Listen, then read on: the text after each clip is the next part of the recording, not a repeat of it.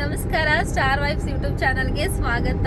Friends, ಇವತ್ತು ಏನಂತಂದರೆ ಚೇತನ್ ಇಷ್ಟು ಬೇಗ ಬರ್ತಾರೆ ಇವತ್ತು ಅಂತ ಅಂದ್ಕೊಂಡೇ ಇರಲಿಲ್ಲ. ಆದರೆ ಇವತ್ತು ಬೇಗ ಬಂದಿದ್ರು. ಆದರೆ ಆ್ಯಕ್ಚುಲಿ ಸ್ಯಾಟರ್ಡೆ ಇವತ್ತು ಆಫ್ ಡೇ ಇರುತ್ತೆ, ಬರ್ತಾರೆ. ಬಟ್ ನಾನು ಕನ್ಫ್ಯೂಸ್ ಮಾಡ್ಕೊಬಿಟ್ಟು ಇವತ್ತು ಫುಲ್ ಡೇ ಸಂಜೆ ಬರೋದು ಅಂತ ನಾನು ಅಂದ್ಕೊಂಡಿದ್ದೀನಿ. ಬಟ್ ಅವ್ರೇನು ಬೇಗ ಬಂದರು. ಸರಿ ಬಾ ಊರಿಗಾದರೂ ಹೋಗೋಣ ಅಂತ ಅಂದ್ಕೊಂಡು ಏನೋ ರೆಡಿನೂ ಆಗಿಲ್ಲ, ಏನಿಲ್ಲ, ಹೆಂಗಿತ್ತು ಹಂಗಂಗೆ ಹೊರಟಿದ್ದೀವಿ. ಇವತ್ತು ಸ್ಯಾಟರ್ಡೆ. ಮಕ್ಕಳಿದ್ರೆ ನಾವೆಲ್ಲೂ ಕರೆಕ್ಟಾಗಿ ಹೋಗೋಕ್ಕಾಗಲ್ಲ, ಆನ್ ಟೈಮ್ ಹೋಗೋಕ್ಕಾಗಲ್ಲ, ಎಲ್ಲೂ ಪ್ಲ್ಯಾನ್ ಮಾಡ್ಕೊಳ್ಳೋಕ್ಕಾಗಲ್ಲ. ಮೊದಲೇ ಪ್ರೀ ಪ್ಲ್ಯಾನ್ ಎಲ್ಲ ಮಾಡ್ಕೋಬೇಕು ಅಂತ ಅಂದ್ಕೊತಾರೆ ತುಂಬ ಜನ. ಬಟ್ ನಮ್ಮ ವಿಷಯದಲ್ಲಿ ಆ ಥರ ಅಲ್ಲ. ನಾವು ಎಲ್ಲಿಗಾದರೂ ಹೋಗ್ಬೇಕು ಅಂದ್ರೆ ತಕ್ಷಣ ಹೊರಟ್ಬಿಡ್ತೀವಿ. ನಾವೇನು ಪ್ಲ್ಯಾನೇ ಮಾಡ್ಕೊಳ್ಳಲ್ಲ ಜಾಸ್ತಿ. ಎಲ್ಲಿ ಬಂದಿದ್ದೀವಿ ಅಪ್ಪು? ಯಾವ ತಾತ? ಫಾರೆಸ್ಟ್ ತಾತ. ಹುಣಸೂರ್ಗೆ ಹೋಗ್ತೀವಿ ಅಂದ್ಕೊಂಡು ಕೇನಾಗ್ರಿಗೆ ಬಂದಿದ್ದೀವಿ. ಸ್ವಲ್ಪ ಡಾಕ್ಯುಮೆಂಟ್ಸ್ ಇಸ್ಕೊಂಡು ಹುಣಸೂರ್ಗೆ ಹೋಗೋಣ.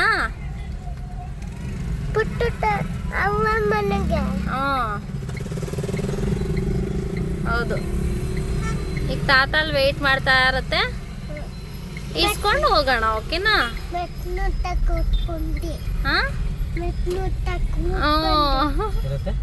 ಮೆಟ್ಲ ಹತ್ರ ಕೂತ್ಕೊಂಡಿಯತ್ತೆ.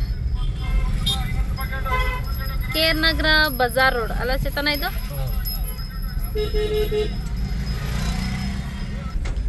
ನಮ್ಮ ಊರಿನ ರೇಡಿಯೋ ಮೈದಾನ. ಎಲ್ಲರೂರಲ್ಲಿ ಟೌನ್ ಹಾಲ್ ಅಂತ ಹೇಳಿದ್ರೆ ನಮ್ಮೂರಲ್ಲಿ ರೇಡಿಯೋ ಮೈದಾನ ಅಂತ ಹೇಳ್ತೀವಿ.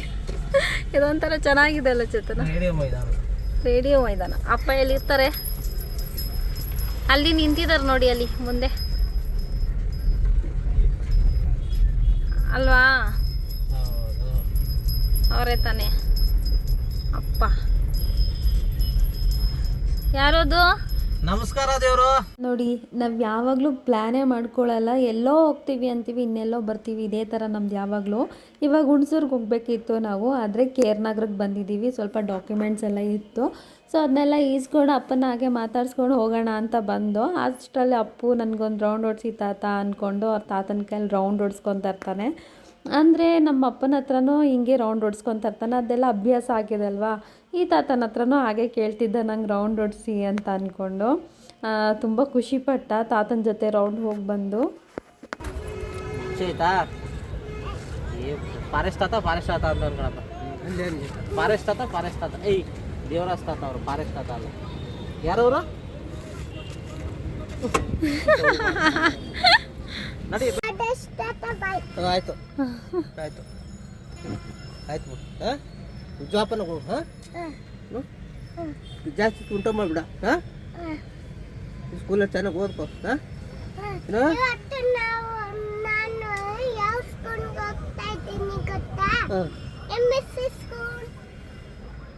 ಆಯ್ತು, ಓದ್ಕೋ ಚೆನ್ನಾಗಿ. ಜಾಸ್ತಿ ತಿಂಟ ಮಾಡ್ಬಿಡ. ಏನೋ ತಿಂಟ್ಲೆ ಮಾಡೋಕಣ. ಮಾತಾಡೋರು. ಆಯಿತು. ಫೈನಲಿ ನಮ್ಮ ಅಪ್ಪನ ಮನೆಗೆ ಬಂದ ತಕ್ಷಣ ನಮ್ಮ ಚಿಕ್ಕಮ್ಮ ಬಿಸಿ ಬಜ್ಜಿ ಎಲ್ಲ ಹಾಕೊಡ್ತಾಯಿದ್ರು. ಆ ಚಳಿಗೂ ತುಂಬ ಟೇಸ್ಟಿಯಾಗಿತ್ತು. ಹಾಗೆ ಇದು ಬಂದು ನಮ್ಮ ಫ್ಯಾಮಿಲಿ ಫೋಟೋ. ಈ ಫೋಟೋಲಿ ನಮ್ಮ ಪುಟಾಣಿ ಮಿಸ್ ಆಗಿದ್ದಾನೆ. ನೆಕ್ಸ್ಟ್ ಫೋಟೋ ಮಾಡಿಸ್ಬೇಕಾದ್ರೆ ಅವನ ಫೋಟೋನೂ ಹಾಕಿಸ್ಬಿಟ್ಟು ಒಂದು ಫ್ರೇಮ್ ಮಾಡಿಸ್ಬೇಕು. ಯಾಕಂದರೆ ಈಗ ಆ್ಯಡ್ ಆಗಿರೋದ್ರಿಂದ ಅವನು ಆ ಫೋಟೋದಲ್ಲಿ ಇಲ್ಲ. ಏಯ್ ಆದಿ ಜ್ಯೋತಿ ಬನ್ನಿ ಹೇಳ್ಬಿಡು. ಅದು ಅವಂಗೆ ಅದು ಹೇಳ್ಬಿಡು ಅವಂಗೆ.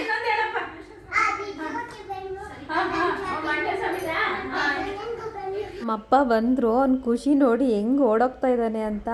ಗಾಡಿ ಸೌಂಡ್ ಕೇಳಿದ್ರೆ ಸಾಕು.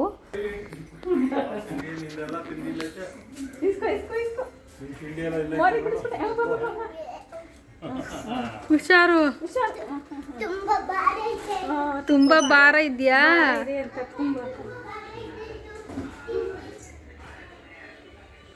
ಏನ್ ನೋಡ್ತಿದ್ಯಾ? ಏನ್ ತಂದೆ ತಾತ?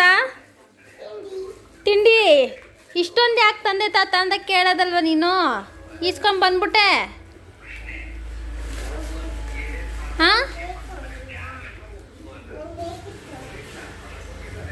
ಒಳಗೆ ನಿಲ್ಸ್ತೈತಾ? ಹೊರ್ಗಡೆ ಇಲ್ಲೇ ನಿಲ್ಸ್ಕೊಪ್ಪ. ಈಗ ಬಂದು ನಿಲ್ಸಿದಲ್ಲ ಅಲ್ಲೇ. ನಮ್ಮ ಅಪ್ಪು ಏನು ಮಾಡ್ತಾವ ನೋಡು. ಇಲ್ಲೋ ಹೋದ್ರಾ?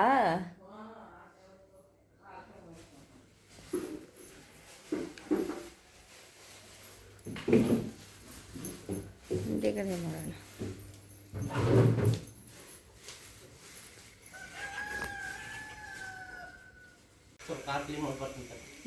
ಬನ್ನಿ ತಿನ್ಕೊಳ್ಳಿ, ಬಿಸಿ ಬಿಸಿ ಇರುತ್ತೆ, ಆಮೇಲೆ ಮಾಡ್ಬೋದು. ಹಾಗೆ ಈ ಥರ ರಬ್ಬರ್ ಬ್ಯಾಂಡ್ನ ನಾನು ಸೇಲ್ ಮಾಡೋದಕ್ಕೆ ಸ್ಟಾರ್ಟ್ ಮಾಡಿದ್ದೀನಿ. ಹಾಗೆ ಮೀಶೋಲ್ಲೂ ಅಷ್ಟೇ ತುಂಬ ಚೆನ್ನಾಗಿ ಓಡ್ತಾ ಇದೆ ಈ ಒಂದು ರಬ್ಬರ್ ಬ್ಯಾಂಡು. ನಿಮಗೆಲ್ಲ ಈ ಥರ ರಬ್ಬರ್ ಬ್ಯಾಂಡ್ ಬೇಕು ಅಂತ ಅಂದರೆ ಈಗಲೇ ನನಗೆ ಕಮೆಂಟಲ್ಲಿ ತಿಳಿಸಿ ಯಾರಿಗೆಲ್ಲ ರಬ್ಬರ್ ಬ್ಯಾಂಡ್ ಬೇಕು ಅಂತ. ಇದು ಉಲ್ಲನಿಂದ ಮಾಡಿರೋ ಅಂಥ ರಬ್ಬರ್ ಬ್ಯಾಂಡು. ಹಾಕೊಂಡ್ರೆ ಮಾತ್ರ ತುಂಬ ಬ್ಯೂಟಿಫುಲ್ಲಾಗಿ ಕಾಣುತ್ತೆ. ಇದು ಒಂದೇ ಡಿಸೈನ್ ಅಲ್ಲ, ತುಂಬ ಡಿಸೈನ್ಸ್ ಇದೆ. ಸೊ ನೀವು ಬೇಕಂದರೆ ಕಮೆಂಟಲ್ಲಿ ಮಾಡ್ಬೋದು. ನೆಕ್ಸ್ಟ್ ಬರೋ ಅಂಥ ವ್ಲಾಗ್ಸಲ್ಲಿ ನಾನು ಡಿಸೈನ್ಸ್ಗಳನ್ನ ತೋರಿಸ್ತೀನಿ. ಕಾಣಿಸ್ತಾ ಇಲ್ಲ ಬಾಯಂತೆ. ಹಿಂಗೆ ಹೊರಟಿದೀವಿ ಕಪ್ಪಡಿಗೆ. ಎಲ್ಲಿಗೆ ಹೋಗ್ತಾ ಇದೀವಿ ಪಪ್ಪು? ಗೊತ್ತಾ ನಿಂಗೆ ಕಪ್ಪಡಿ ಯಾವುದು ಅಂತ? ಯಾವುದು? ಕಪ್ಪಡಿಯಿಂದ ನೀರಿರುತ್ತೆ, ಹೊಳೆ ಇದೆ ಅಲ್ಲಿ ಕಪ್ಪಡಿಲಿ, ಆಟ ಆಡ್ಬೋದು ಅದ್ರಲ್ಲಿ. ಹಾ, ನೀ ಆಟ ಆಡ್ತೀಯಾ?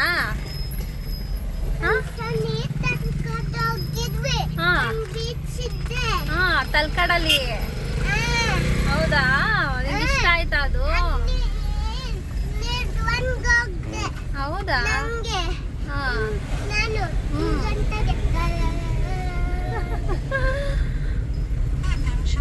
ಚೇತನ, ನಮ್ಮ ಹುಣಸೂರು ಎಷ್ಟು ಇಂಪ್ರೂವ್ ಆಗ್ತೈತೆ ಅಂತ. ಮುಂದೆ ಡಿಸ್ಟಿಕ್ ಆಗಲ್ಲ ಬಿಡ. ಆಗುತ್ತೆ ಆಗುತ್ತೆ. ನಮ್ಮ ಮುಂದಿನ ಡಿಸ್ಟಿಕ್ ಇದೆ. ಅಲ್ಲ, ಒಂದು ರೈಲ್ವೆ ಸ್ಟೇಷನ್ ಇಲ್ಲ, ಡಿಸ್ಟಿಕ್ ಹೆಂಗ್ ಆಗ್ಬಿಡುತ್ತೆ? ರೈಲ್ವೆ ಸ್ಟೇಷನ್ ಇರ್ಲೇಬೇಕಾ ಡಿಸ್ಟಿಕ್ ಆಗ್ಬೇಕು ಅಂತಂದ್ರೆ? ಮಡಿಕೇರಿಲಿ ಏನ್ ಚೇತನ? ಮಡಿಕೇರಿಲಿ ರೈಲ್ವೆ ಸ್ಟೇಷನ್ ಇದೆಯಾ? ಮಡಿಕೇರಿ ರೈಲ್ವೆ ಸ್ಟೇಷನ್ ಇಲ್ಲ. ಮತ್ತೆ ಹುಣಸೂರಿಂದ ಮೈಸೂರಿಗೆ 35 ಕಿಲೋಮೀಟರ್ ಆಗುತ್ತೆ. 35 ಕಿಲೋಮೀಟರ್ ಒಂದೊಂದು ಯಾವ ಡಿಸ್ಟಿಕ್. 35 ಕಿಲೋಮೀಟರ್ ಚಿತ್ತನ? 45 50 ಆಗುತ್ತೆ. ಇಲ್ವಾಲ ತನಕ ತಗೋ ನೀನು. ಯಾಕೆ ಹೇಳಿ ಇಲ್ವಾಲ ಇನ್ನ ಮೈಸೂರಿಗೆ ಸೇರಿಲ್ಲ. ಮೈಸೂರು ಸೇರಿಲ್ಲ, ಮತ್ತೆ ಇಲ್ವಾಲ ಯಾವ್ದು? ಅದು ಬಿಳಿಕೆರೆ ಹೋಬಳಿ ಏನೋ ಬರುತ್ತೆ. ಸರಿ, ಬಿಳಿಕೆರೆ ಹೋಬಳಿ ಅಂತ ಡಿಸ್ಟಿಕ್ ಯಾವ್ದು?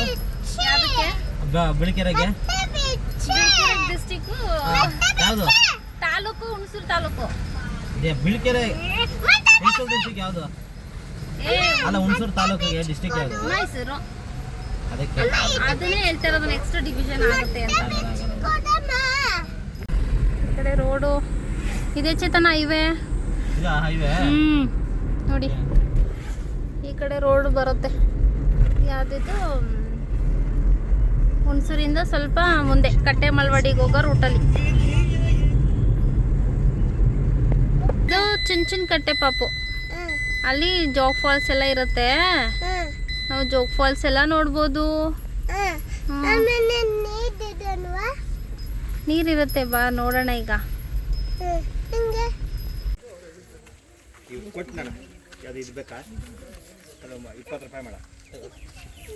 ಬರೇಗೆ ಸರ್, ಬರೇಗೆ ಕೊಡಿವ್ರಿ.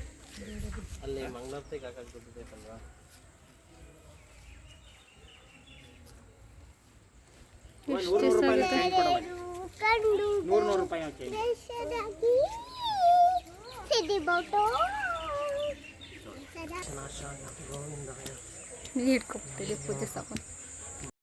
ಇದು ಚುಂಚನಕಟ್ಟೆಯ ಫಾಲ್ಸು.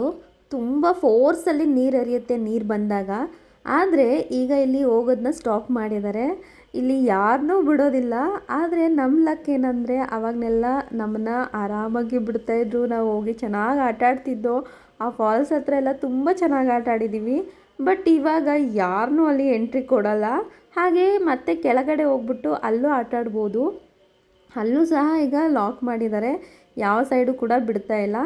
ಸಮ್ಮರ್ ಬಂದ ತಕ್ಷಣ ನಾವೇನಾದರೂ ಕೆ ಆರ್ ನಗರದಲ್ಲಿದ್ದೀವಿ ಅಂತಂದರೆ ನಾವು ಬರ್ತಿದ್ದಿದ್ದೆ ಚುಂಚನಕಟ್ಟೆ, ಇಲ್ಲಾಂದರೆ ಹಳೆ ಊರು. ಆಟ ಆಡೋಕ್ಕೆ ಮಾತ್ರ ಮಸ್ತಾಗಿರುತ್ತೆ. ಇಟ್ಕೊಳಲ್ವಾ ನೀನು?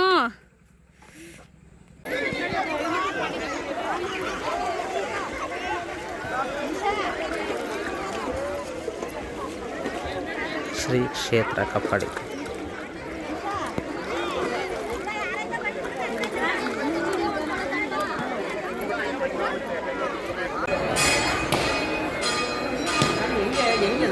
ಹಿಂಗೆ ಹೋಗ್ಬೇಕು.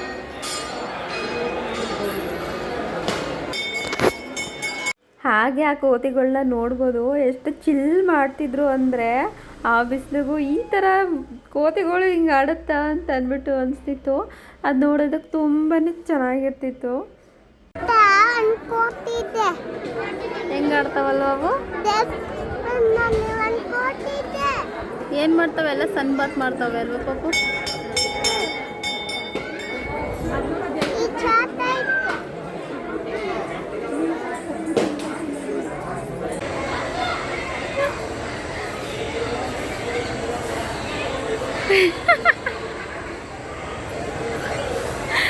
ನೋಡೋಣ ಖುಷಿನ. ಎಷ್ಟು ಜನ ಇದ್ರಲ್ಲ ಚೇತನ, ಸಖತ್ ಜನ ಇದ್ರು, ಸಿಕ್ಕಾಪಟ್ಟೆ ಜನ ಇದ್ದಾರೆ. ತುಂಬಾ ಜನ ಇದ್ರು. ಆದ್ರೆ ಊಟ ಮಾತ್ರ ಇವತ್ತು ಕೊಡಲ್ಲ, ಯಾಕಂದ್ರೆ ಸೋಮವಾರ ಶುಕ್ರವಾರ ಅದೇ ಎರಡೇ, ಮತ್ತೆ ಅಮಾವಾಸ್ಯೆ ಹುಣ್ಣಿಮೆ ದಿನ ಮಾತ್ರ ಊಟ ಕೊಡ್ತಾರೆ. ಇನ್ನು ಬಾಕಿ ಟೈಮಲ್ಲಿ ಊಟ ಕೊಡಲ್ಲ. ಇನ್ನು ಜಾತ್ರೆ ಟೈಮಲ್ಲಿ ಊಟ ಕೊಡ್ತಾರೆ. ನಾಳೆ ಬಂದಿದ್ರೆ ಊಟ ಸಿಕ್ತಿತ್ತು, ದೇವ್ರ ಪ್ರಸಾದ. ನಾವು ಕಜ್ಜಾಯ ತೊಗೊಂಡು ತಿನ್ಕೊಂಡು ಬಂದೋ. ಈಗ ಬೆಂಗಳೂರಿಗೆ ಹೋಗೋಣ. ಈಗ ಕಪ್ಪಡಿ ಮುಗಿಸ್ಕೊಂಡು ಈಗ ನಾವು ಹಳೆ ಊರಿಗೆ ಹೋಗಿದ್ದೀವಿ. ನಮ್ಮ ಊರಿನ ದೇವಸ್ಥಾನ ನೋಡದೆ ಹೇಗೆ ಹೋಗೋದು ಅಂದ್ಕೊಂಡು ಅಲ್ಲೂ ಮುಗಿಸ್ಕೊಂಡು ಸೀದಾ ಬೆಂಗಳೂರಿಗೆ ಹೊರಟ್ಬಿಡೋಣ ಅಂತ ಈಗ ಹಳೆ ಊರಿಗೆ ಬಂದಿದ್ದೀವಿ. ಹಾಗೆ ಸ್ವಲ್ಪ ಪಾಪುನ ನೀರಲ್ಲೆಲ್ಲ ಆಟ ಆಡಿಸ್ಕೊತಾ ಇದೆ. ಹಾಗೆ ಸ್ವಲ್ಪ ಸ್ನ್ಯಾಕ್ಸು ಮತ್ತು ಕಬ್ನಾಲು ಎಲ್ಲ ತಗೊಂಡು ಒಳ್ಳೆ ಹತ್ರ ಬಂದು ಸ್ವಲ್ಪ ಆಟ ಆಡ್ಕೊಂಡು ಹಾಗೆ ಚಿಲ್ ಮಾಡೋಣ ಅಂತ ನೋಡಿದ್ರೆ ಅದೇ ಕಪ್ಪಲ್ಲಿ ನಾನು ಫಿಶ್ ಹಿಡಿತಿದ್ದೆ. ನನ್ನ ಮಗಂಗಂತೂ ತುಂಬಾ ಖುಷಿಯಾಗೋಯ್ತು. ನಾವು ಈ ಹೊಳೆಯಲ್ಲಿ ಯಾವಾಗಲೂ ಆಟಾಡೋಕ್ಕೆ ಬರಬೇಕಾದ್ರೆ ಒಂದು ವೇಲಂತೂ ಮಿಸ್ ಇಲ್ಲದೆ ತರ್ತಾಯಿದ್ದೋ. ಮೀನೆಲ್ಲ ಹಿಡ್ದು ಬಾಟ್ಲಿಗೆ ಹಾಕ್ಕೊಂಡು ನಾವು ಸಾಕ್ತೀವಿ ಅಂದ್ಕೊಂಡು ಮನೆಗೆ ತೊಗೊಂಡೋಗ್ತಾಯಿದ್ದೋ. ಬಟ್ ಅದು 1 ದಿನ 2 ದಿನ ಇರೋದು, ಆಮೇಲೆ ಸತ್ತೇ ಹೋಗ್ಬಿಡೋದು. ನಾವು ತುಂಬ ಬೇಜಾರು ಮಾಡ್ಕೊತಾ ಇದ್ದೋ. ನಿಮ್ಮ ಮನೇಲಿ ಹೇಳೋರು ಈ ಮೀನು ಬದುಕಲ್ಲ, ಮನೆಗೆ ತೊಗೊಬಂದರೆ ಹೊಳೆಯಲ್ಲೇ ಬದುಕೋದದು, ಬಿಡಿ ಅಂತ ಅಂದರು. ಕೇಳ್ತಾ ಇರಲಿಲ್ಲ ನಾವು, ಮಕ್ಕಳಲ್ವಾ, ಇದು ಬದುಕುತ್ತೆ ಅಂತ ಅಂದ್ಬಿಟ್ಟು ತೊಗೊಂಬರ್ತಾಯಿದ್ದೋ. ನನಗಂತೂ ಇವತ್ತು ನನ್ನ ಚೈಲ್ಡ್ಹುಡ್ ಮೆಮೊರೀಸ್ ಎಲ್ಲ ಕಣ್ಣು ಮುಂದೆ ಬಂದು ಹೋಗ್ತಾಯಿತ್ತು. ಯಾಕಂದರೆ ಎಲ್ಲ ಪ್ಲೇಸ್ಗೂ ಹೋಗಿ ಬಂದ್ಬಿಟ್ಟೆ ಒಂದೇ ದಿನ. ಸೊ ಫೈನಲಿ ಬೆಂಗಳೂರಿಗೆ ಹೊರಟಿದ್ದೀವಿ. ಇದಾಗಿತ್ತು ಇವತ್ತಿನ ವ್ಲಾಗ್. Thank you.